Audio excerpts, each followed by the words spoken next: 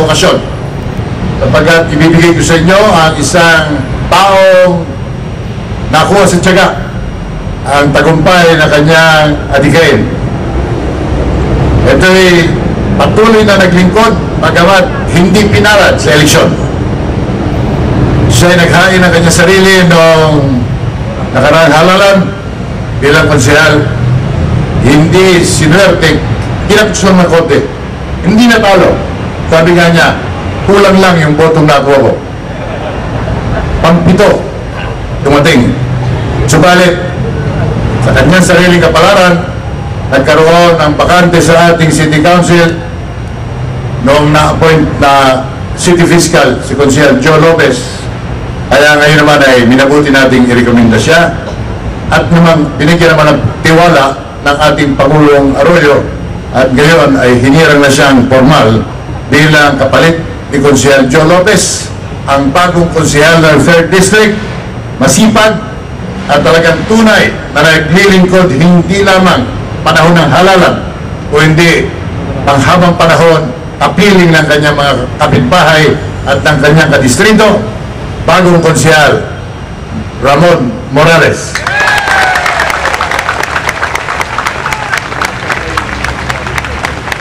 Gusto ba niyo marinig ng konti, si Konsehal? Mag-practice ka na ng konti yan.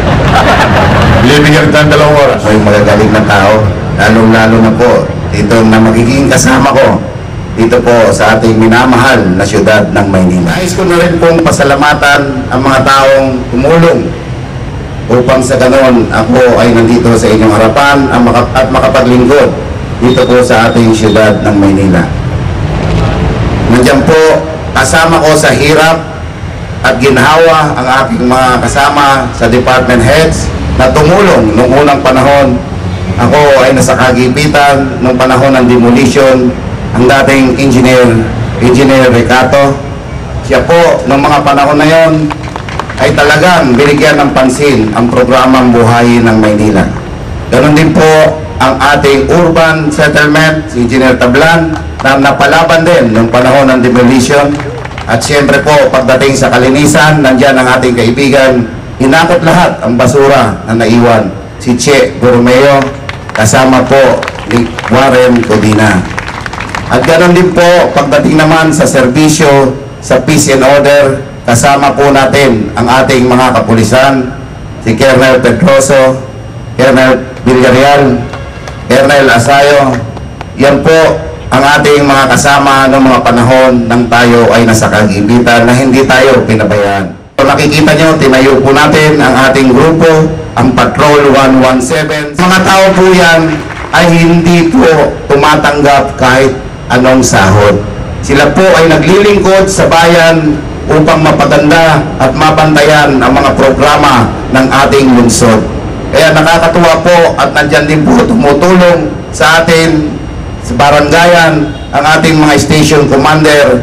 Dito po pagdating sa kapulisyahan, si Colonel Estapon, sir, at ang ating minamahal na Colonel Bernardo Diaz. At ganoon din po pagdating sa social welfare, kandiyan din po kasama natin na naglilingkod. Dito po paghuli na ng mga nakikita niyong naggagala sa gabi ng mga rugby boy. Yan po ay dinadala namin sa DSWD. Yan din po tayong 4 na bombero na katulad ng ipinangako ko sa aking mga minamahal na distrito. Yan po ay nasa katuparan na at meron po tayong 2 ambulansya.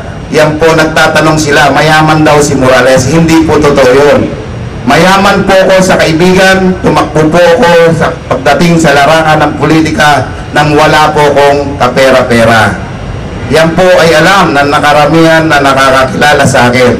Yan lang po ang ganti siguro ng ating may kapal na pagpalain ako upang sa ganon, katulad ng ating mahal na mayor, ay mapaglingkuran ang ating minamahal na syudad ng Maynila. Hindi lang po ang Maynila, kung hindi ang ating bansa.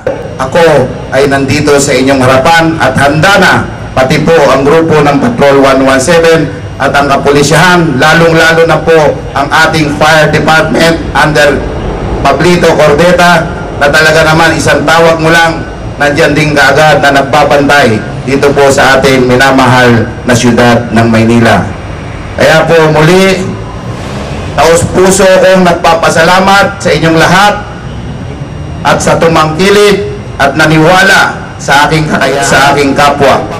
Kaya po, ibinabalik ko po sa inyo ang aking pasasalamat at panalangin na naway magampanan nating lahat ang tungkulin natin sa ating Panginoon, pangalawa sa ating minamahal na bayan. Muli po, isang magandang umaga, mga minamahal kong kasama sa aking paglilingkod sa ating minamahal na syudad ng Maynila. Mabuhay and God bless everyone.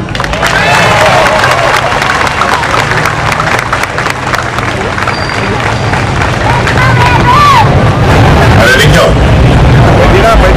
Pwede ng presyel talaga. Sobra-sobra. Madadagdagan ng mga mananalumpati sa City Council. Pero ang kaibahan ni Mon Morales, nakapagsasalita, subalit, tunay na nagtatrabaho at gumagawa. Bunod sa baranggayan, itinadhana, tinaga sa panahon, pinanday sa hirap, kaya inaasahan kong magiging magaling na konsehal, Konsehal Mon Morales.